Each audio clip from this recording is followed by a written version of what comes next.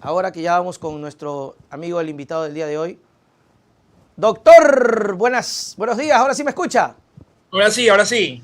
Oiga, Mucho doctor, tuvimos boicot, un pequeño corte acá, justo empezando la entrevista. Oiga, parece mucho loco esto. boicot contra usted. Sí, oiga, tremendo. Pero bueno, ya estamos otra vez con usted y eso es lo importante, ofreciéndole las disculpas que justo íbamos a empezar y se nos cortó la energía, pero ya estamos. Doctor, bienvenido. Es importante tocar el tema desde un punto de vista, desde los derechos humanos, y precisamente quiero que usted nos dé esa evaluación tan importante y necesaria luego del paro de los 18 días. Bienvenido.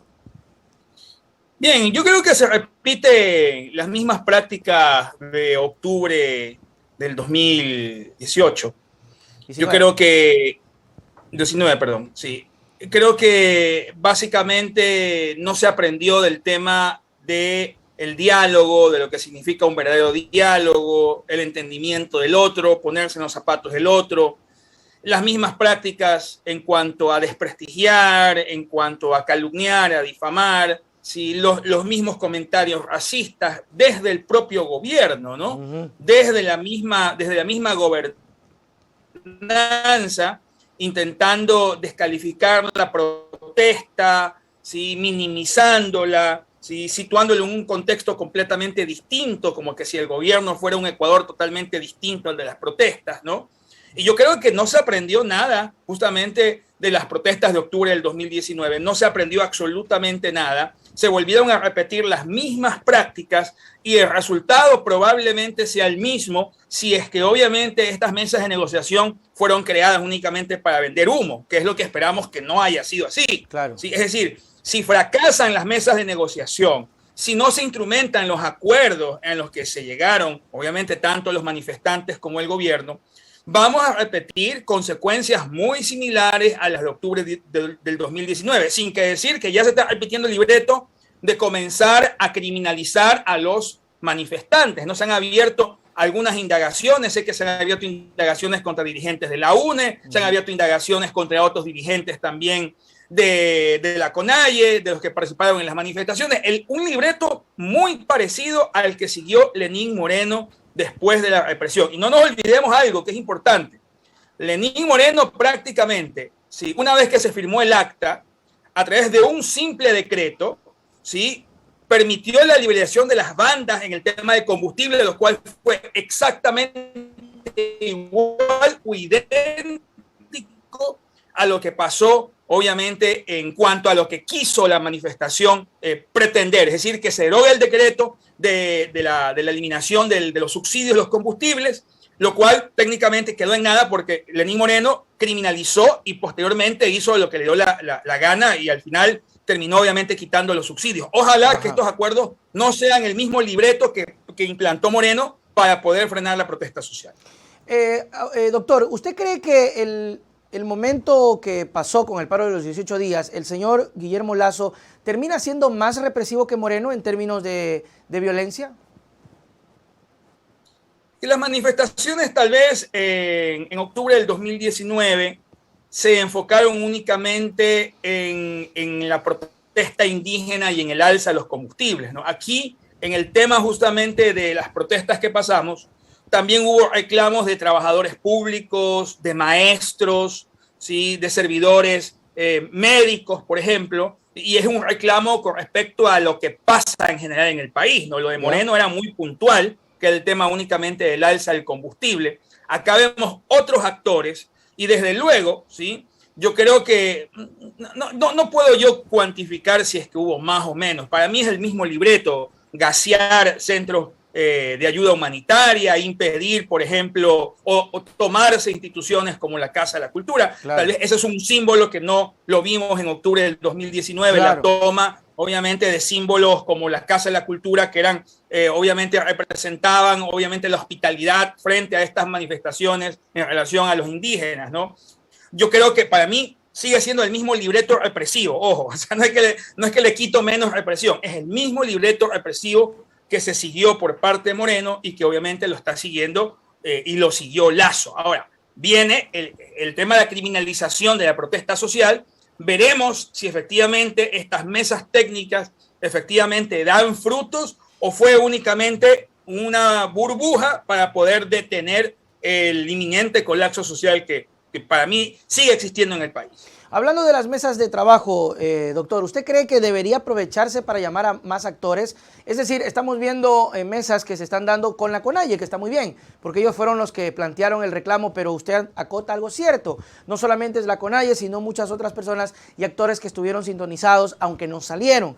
Es decir, yo siempre he dicho que hay que agradecer y felicitar. De hecho, por eso fue las muestras de cariño en Quito a Leonidas, porque representaba a quienes no podíamos salir, ¿no? Hay gente que realmente no puede, no sale, no tiene esa valentía, porque hay que ser valiente, que sí tuvieron nuestros hermanos indígenas. ¿Debería aprovechar el gobierno de llamar a más actores? Porque esto puede que se solucione con el movimiento indígena, pero no veo a más actores ahí. Indudablemente, usted ve, por ejemplo, los comunicados que saca constantemente la FEWE, que saca constantemente la UNE, por ejemplo, hablan, obviamente, ellos siguen en pie de lucha, ellos hablan de que la protesta continúa para ellos, obviamente no en las calles, es una protesta simbólica de rechazo a las políticas neoliberales del gobierno, ¿no? Yo creo que el gobierno debería, obviamente, ampliar las mesas, especialmente a estos sectores como estudiantes, como maestros o dirigentes, incluso de los servidores públicos, de los dirigentes justamente que se relacionan con sindicatos de trabajadores, con campesinos, con montubios, que también salieron en la costa a cerrar carreteras, ¿no? Por el tema también del abandono del sector agrícola. Debería, obviamente, el gobierno sentarse también a una mesa de diálogo, ampliar las mesas de diálogo, porque estos son factores latentes que en cualquier momento pueden volver a explotar, especialmente si es que las mesas de diálogo con el sector indígena no tienen un final feliz. Yo creo que nuevamente los actores podrían sumarse a una nueva protesta. Yo diría que en octubre podríamos ver si realmente ha habido algún avance del gobierno o el país sigue igual de colapsado socialmente como lo estaba hace un par de meses, ¿no? Claro, es importante, ojalá que el gobierno, como usted decía, doctor, entienda y pueda realmente evitar, porque una de las cosas que yo conversaba con algunas personas que estaban en contra del paro, yo les decían que por qué impiden el trabajo, porque hay gente que quiere trabajar. Y yo les preguntaba a estas personas, generalmente de la Cámara de Comercio de Quito, que por qué no hablaron con el presidente Lasso antes, por qué no tuvieron el acercamiento y le dijeron, presidente, está en sus manos evitar que pase esto. Siempre estuvo en manos del gobierno evitar, hoy está en manos del gobierno evitar que se repita esta situación en octubre, porque quiera o no, doctor, sinceramente no le favorece a nadie, o sea, a nadie. Ya con 18 días era estábamos hasta aquí. Un par de días más y el sector productivo ya le decía a Lasso, váyase a la casa, porque no podía solucionarlo. Creo que debería al final y por dentro agradecerle a Leonidas el haber tenido esta facultad de poder llegar a un acuerdo. Desde los derechos humanos, ¿cuáles son las víctimas que se han logrado identificar, doctor, de los 18 días de la protesta? No, son alrededor de 6 o 7 personas fallecidas, ¿no?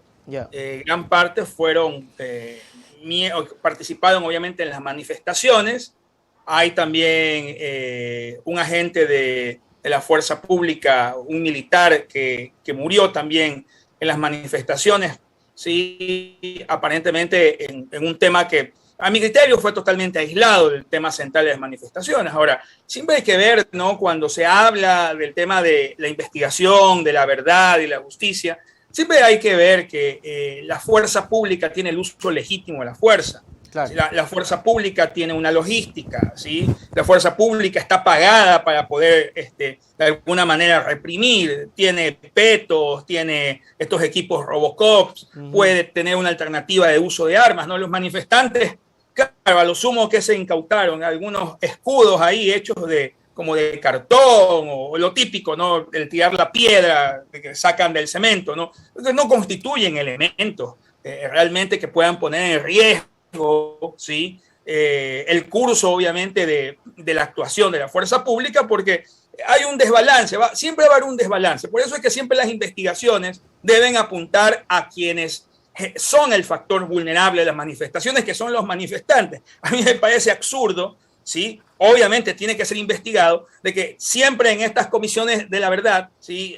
Los sectores especialmente de derecha o de ultraderecha digan, ay, pero que también hay que investigar, ¿sí? Hay que investigar también a los militares que fueron heridos, pero discúlpenme la palabra, el militar, el que está dentro de la fuerza pública, lo pagan para asumir un riesgo, ¿no? No es un acto extraordinario, pero para eso le pagan. Si no fuera una manifestación, fuera el tema del combate a la delincuencia. Por eso es que siempre debe verse, sí, que en las investigaciones, lo que debe investigarse es el cómo usó o no usó proporcionalmente o legítimamente la fuerza del Estado. Y si no la usó, entonces de ahí deben derivarse responsabilidades.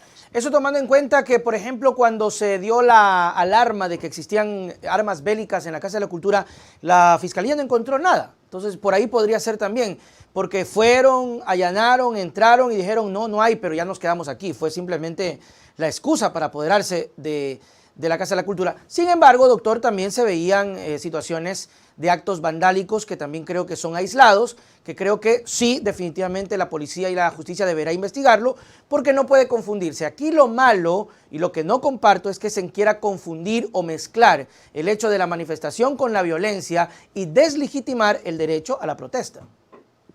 Y entender algo que los medios han querido posicionar, ¿no? ¿Ya? O sea, si vamos a entender la manifestación pacífica como que es una fila de niños de kindergarten que se atan en una cuerdita y van, estamos realmente desenfocados de lo que es la historia de las manifestaciones. Imagínense si en la Revolución Francesa, que comenzó como una marcha, ¿sí? A partir de un impuesto que se puso a los tomates, una revolución del pueblo burgués, podemos decir francés. Imagínense, pues, si no hubiesen de alguna manera esto determinó o se desencadenó en actos de violencia, pero terminaron en una declaración universal de derechos humanos. Y de ahí pueden haber muchísimos ejemplos en la historia, ¿sí? En China, en América Latina, en Rusia, etcétera, de manifestaciones en las cuales obviamente han habido elementos disruptivos, porque eso es consustancial de la manifestación. Nunca usted va a tener una manifestación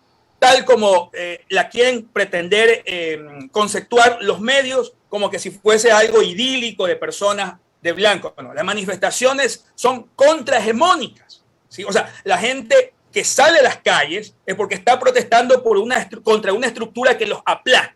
Claro. Entonces, son manifestaciones contrahegemónicas contra el poder que van a ser disruptivas, es decir, van a tener algún grado de violencia y lo que va a tener que determinar la justicia son esos actos vandálicos, como usted dice, que no tienen nada que ver con la manifestación. Pero decir que la manifestación no interrumpa su paso, el libre tránsito, discúlpeme, eso es parte de la manifestación. Claro, para eso están manifestando. Claro, sí, totalmente de acuerdo, y a veces la gente confunde y creo que es porque se han acostumbrado a hacer ese tipo de manifestaciones que están muy bien, pero que al final, como usted dice, no van a irrumpir nada. Es lo que, por ejemplo, tal vez se acostumbró acá en Guayaquil, donde se arman marchas, se ponen un parlante, se ponen en la 9 de octubre un gran show, viene el alcalde, se sube, habla bonito y se acabó. Entonces, ok, sí, es un gran discurso, es un lindo discurso, música en vivo, pero no hay comparación a lo que estaban peleando acá. Pero la pregunta es si son realmente manifestaciones. No, eso no era manifestación. O son marchas guiadas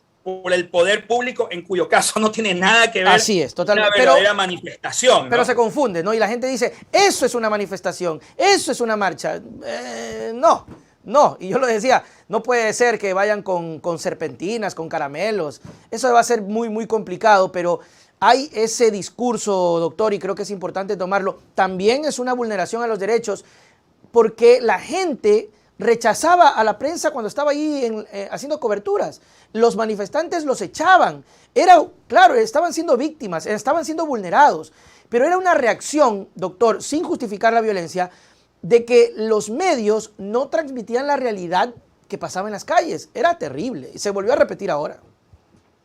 El sicariato mediático se instrumentó a partir de Lenín Moreno, porque hay que decirlo, yo que no soy tan adepto al gobierno de Rafael Correa, pero tenía algo de realidad del tema de ley orgánica de comunicación que se creó durante el gobierno de Rafael Correa, que era obviamente impedir esos abusos de la prensa, una prensa que a lo mejor estaba pautada, estaba apagada y que dejaba de convertirse en un ente informativo para convertirse en un ente político, es decir, en un activismo político, ¿sí? Que obviamente no le hace y no tiene nada que ver ni está amparado por estándares del sistema interamericano y de Naciones Unidas, ¿no? Porque los estándares del sistema interamericano son, usted tiene que informar lo que pasa, ¿sí? Sin tener un sesgo, ¿sí? Lo que hemos visto a partir de Moreno, ¿sí? Es la instauración de un estado de sicariato mediático, es decir, tenemos medios pautados que hacen política activa, ¿sí? Contra lo que ellos dicen podría ser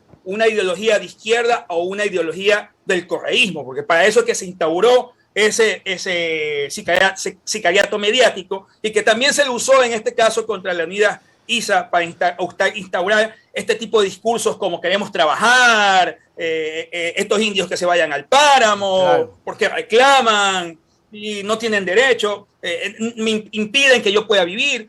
Ese tipo de discursos es el que instauró, obviamente, la prensa oficial. Por eso es que creo que hubo también esas manifestaciones en contra de medios tradicionales, en los cuales, obviamente, nunca iban a sacar, por ejemplo, un medio tradicional nunca me va a entrevistar a usted, me va a entrevistar a usted porque usted es alternativo. Okay. ¿Sí? Pero obviamente, si yo tuviese una posición, créame que si yo tuviese una posición aliada a la ideología instaurada mediáticamente, a la hegemónica, yo estaría en primera plana en Ecuavisa, estaría en primera plana en el C.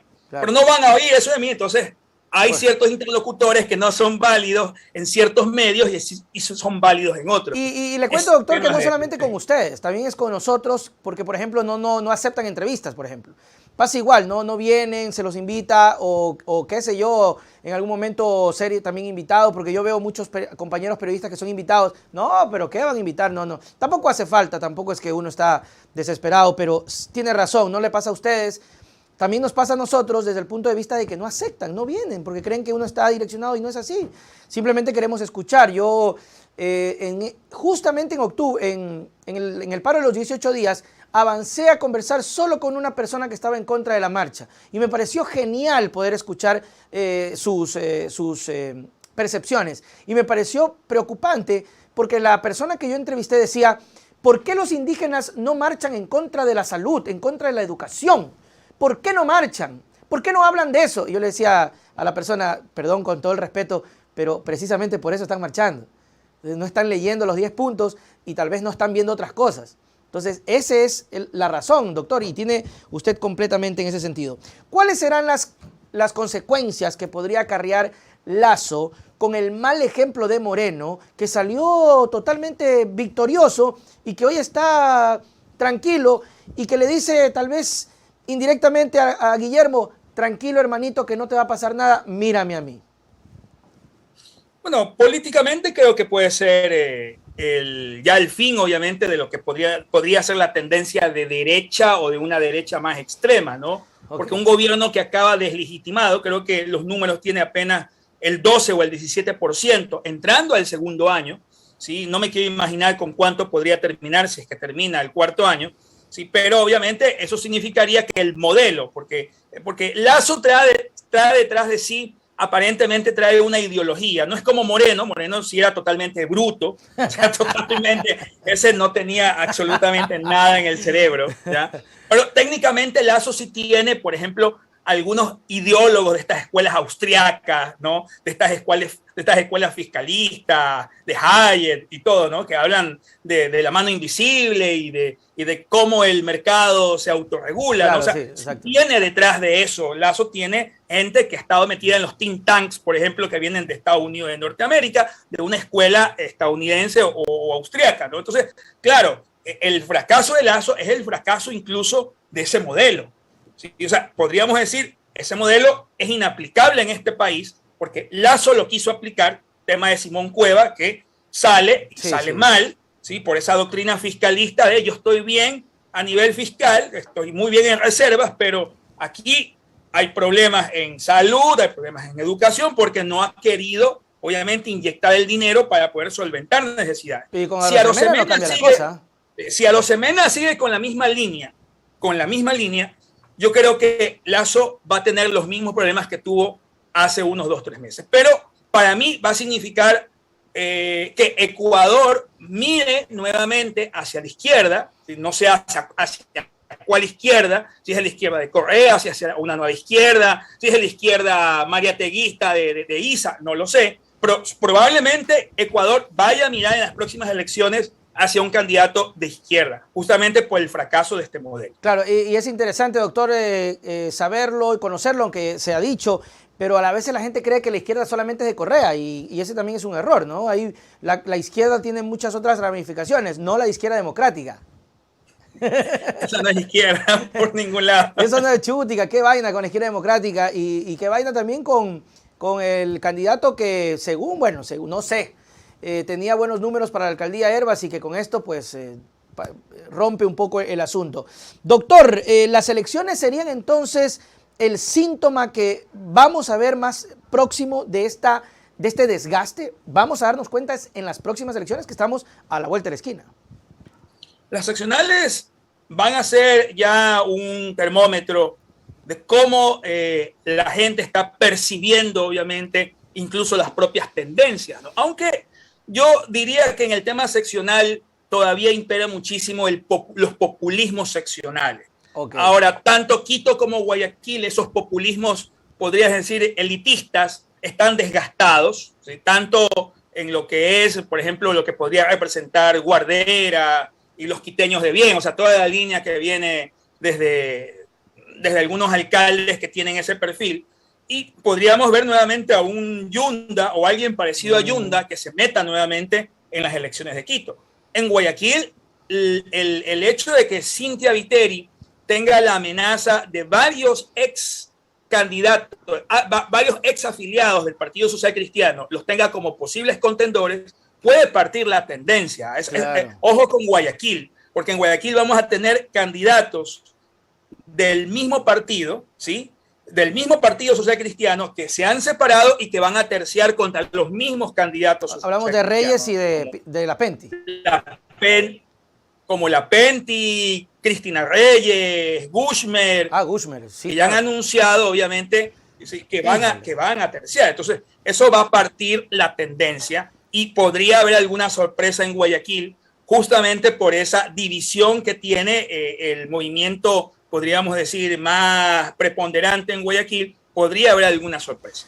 Doctor, agradecido de su tiempo, vamos a seguirlo molestando si no tiene ningún problema en otra ocasión para seguir conversando. Ha sido muy agradable tener su criterio, obviamente por el tiempo, pero esto da pie a que repitamos y que tengamos otros días para seguir analizando la política que es tan profunda. Sus palabras para despedirnos, doctor.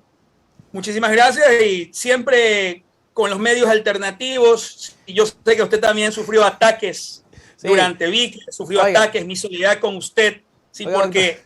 Usted me dice alternativo y está que la gente me goza acá. Está que la gente me dice pilluelín alternativo. La gente es cargosa, pero yo sé lo que quiere decir, doctor. Éxitos y continúe en su labor. ¿Sí? Chao, chao. Nos vemos. Hasta la próxima. La gente que es cargosa enseguidita se alborotan ustedes, ¿no? Se pasa por allá.